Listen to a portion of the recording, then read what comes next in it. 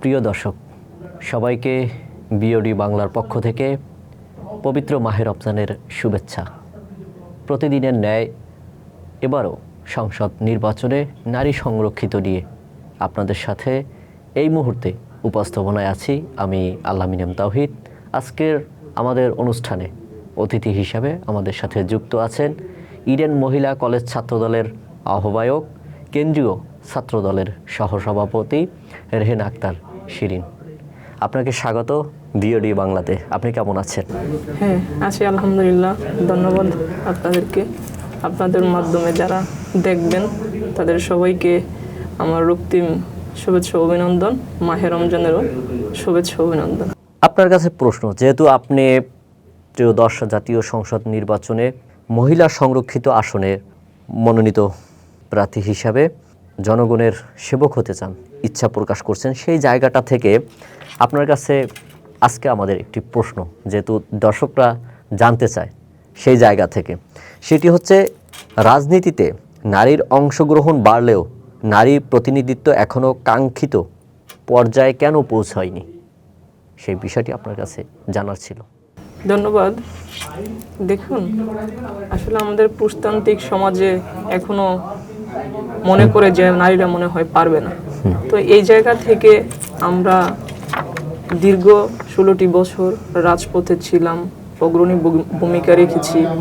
তো এই জায়গা থেকে আমাদের যে ত্রয়োদশ জাতীয় সংসদ নির্বাচন হয়েছে এবং আমাদের বিএনপির চেয়ারম্যান জনাব তারেক রহমান 2023 সালে যে আমাদের যে 31 দফা দিয়েছেন, এই 31 দফার মধ্যে তার একটি উল্লেখযোগ্য দফা ছিলেন যে নারীর ক্ষমতায়ন, নারীর মর্যাদা সুনিশ্চিত করার লক্ষ্যে এবং যথাযথ মূল্যায়ন করবে।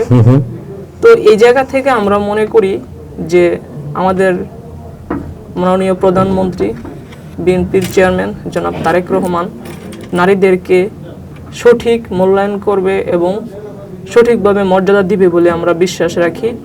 এবং আমরা প্রতিনিধি যারা সংসদে সংরক্ষিত আসনে যেতে চাই, আমরা নারীদেরকে সে সচেতন এবং যোগ্য নারীকে যেন পিছিয়ে রাখা না যায়, এই লক্ষ্যে আমরা কাজ করব।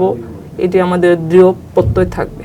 আচ্ছা, আপনার কাছে আরেকটি প্রশ্ন, আপনি কি মনে করছেন গত 17 বছরে নারীর ক্ষমতায়নের নামে ক্ষমতা কুক্ষিগত করা হয়েছে? এটা কি আসলে আপনার জায়গাতে আপনি মনে করছেন কিনা? জি, দেখুন, দীর্ঘ 16টি বছর যে ফ্যাসিস্ট আওয়ামী লীগ যেভাবে বাংলাদেশে দমন পীড়নের রাজনীতি করেছেন, আমরা 90 দশকে দেখেছিলাম যে নারীরা রাজনীতি করেছে মোটামুটিভাবে রাজনীতিতে, রাজপথে মেয়েদের গায়ে হাত তুলতো না বা নির্যাতন নিপীড়ন করতো না। কিন্তু ফ্যাসিস্ট দীর্ঘ 16টি বছর তারা ক্ষমতায় থেকে নারীদেরকেও দমন নিপীড়নের জায়গা থেকে নারীদেরকেও বাদ রাখেনি। তো আমরা নিজেরাই রাজপথে দেশের জন্য, দেশের মানুষের জন্য, দেশে যেভাবে অন্যায় অরাজকতা হচ্ছিল আমরা যখন প্রতিবাদ করেছি, ফ্যাসিস্ট খুনি হাসিনা এটি কুক্ষিত করেছে এবং নারীর মর্যাদা তারা তো দেয়নি। এবং মর্যাদার নামে নারীদেরকে যেভাবে সাইবার বুলিংয়ে শিকার করেছে, হইতে হয়েছে, এটা আমরাও পিছিয়ে নেই। আমাদেরকেও তারা অবাঞ্ছিত এবং লাঞ্ছিত করিয়ে গিয়েছিলেন। রাজনীতির নামে অপরাজনীতি করেছেন এবং অপসংস্কৃতি, রাজনীতিতে যে মানুষ একটা ব্যাড চোখে দেখে, এই রাজনীতি করে গিয়েছেন শেখ হাসিনা দীর্ঘ 16টি বছর। মহিলা সংরক্ষিত আসনে সংসদ সদস্য নির্বাচনের জন্য প্রার্থী হিসাবে সেই আসনটিতে আপনার মানুষের জন্য এবং নারীদের জন্য আপনি কতটুকু করতে পারবেন বা আপনার প্রত্যাশা কি তাদের জন্য? দেখুন, আমি যখন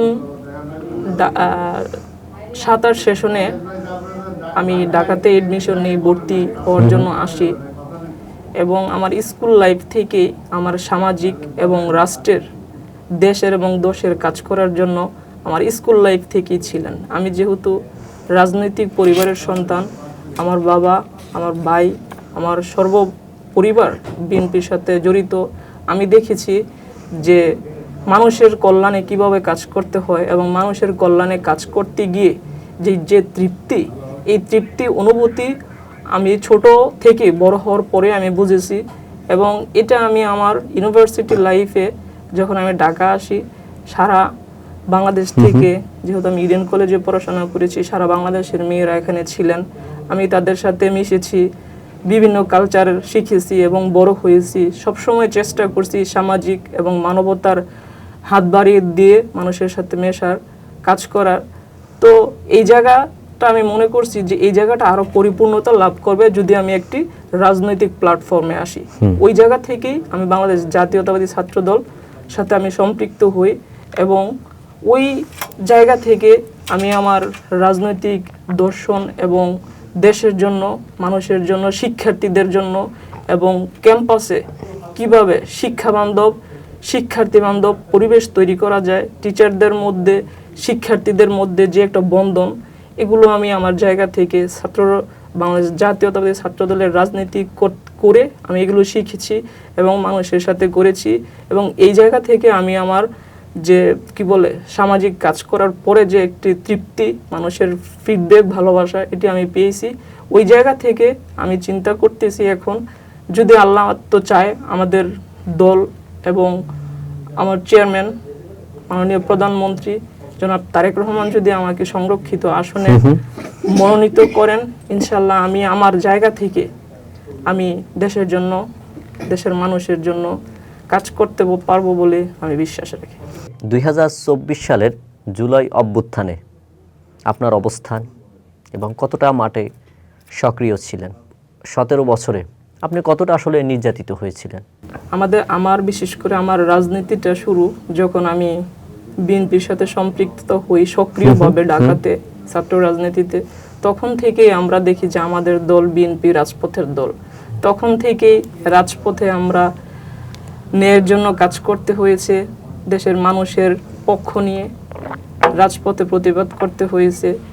এই জায়গা থেকে আমি আমার জায়গা থেকে নীতি নৈতিকতা এবং দলের আদর্শকে ফলো আপ করে আমি আমার জায়গা থেকে আমি সর্বোচ্চ রাজপথে অগ্রণী ভূমিকা রেখেছি।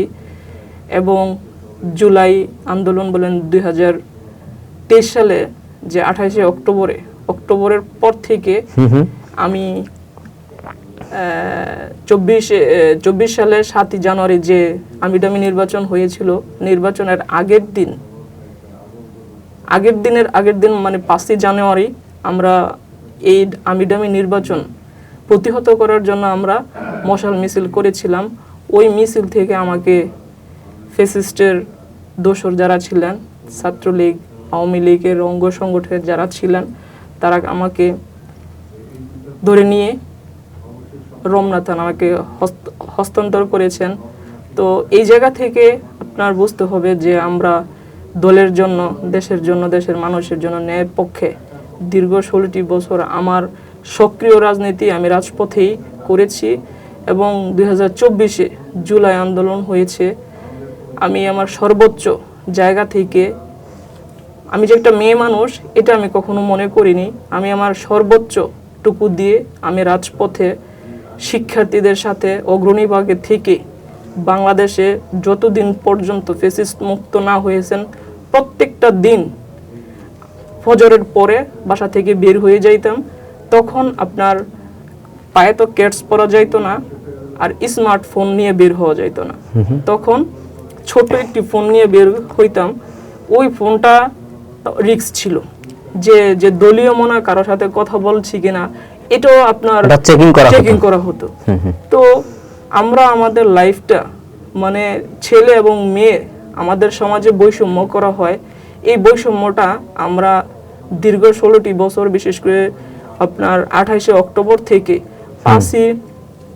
5ই আগস্ট পর্যন্ত এই যে দীর্ঘ একটা লং জার্নি আমাদের ছিলেন, আমরা ফজরের পরে বাসা থেকে বের হয়ে যাইতাম এবং আপনার রাতে 1টা 2টা ছিল না, মানে কখন যেন আমাদেরকে দেখে ফেলে, এই যে একটা ভয়, প্রশাসনের, আওয়ামী লীগের যে একটা ভয়, আমরা ওই জায়গা থেকে বৈষম্য মনে করিনি। এখন যেটা বাংলাদেশে বৈষম্য, নারী এবং পুরুষের মধ্যে যে বৈষম্য, এই বৈষম্যটা করে আমরা রাজপথে ভূমিকা রাখিনি। আমরা মনে করেছি আমি মেয়ে, সে ছেলে, তারও হাত পা দুইটা, আমারও হাত পা দুইটা, আমি আমার নীতি নৈতিকতা দিয়ে আমি দেশের জন্য কাজ করেছি এবং সত্য স্পষ্টটাই আমি বলেছি, প্রতিবাদ করেছি।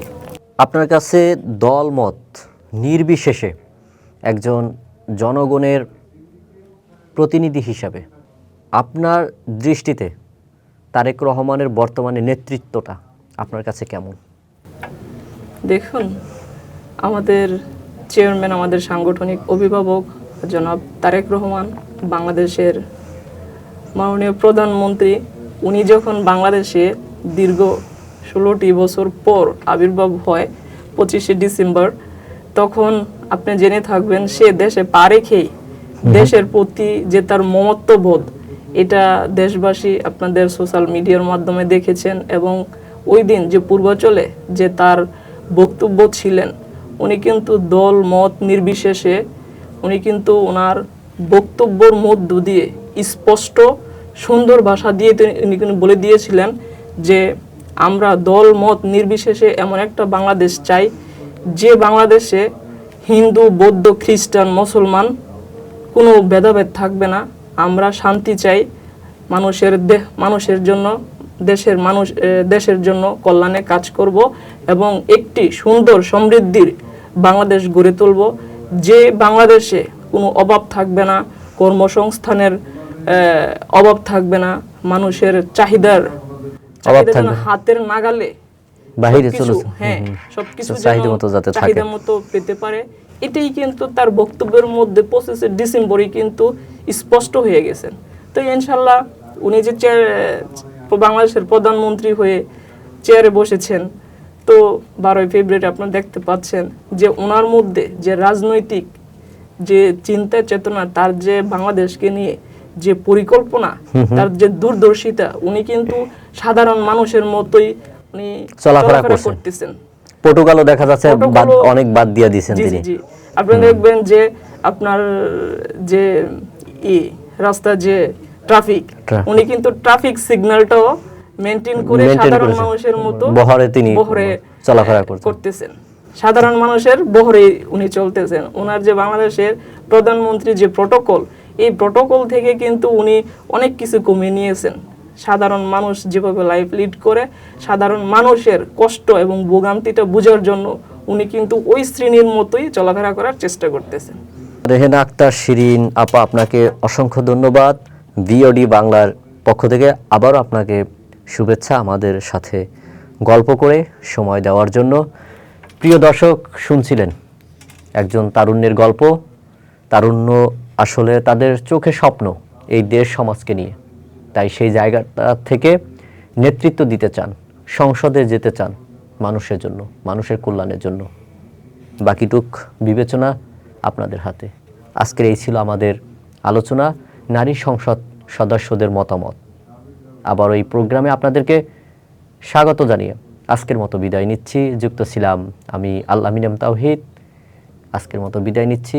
আল্লাহ হাফেজ।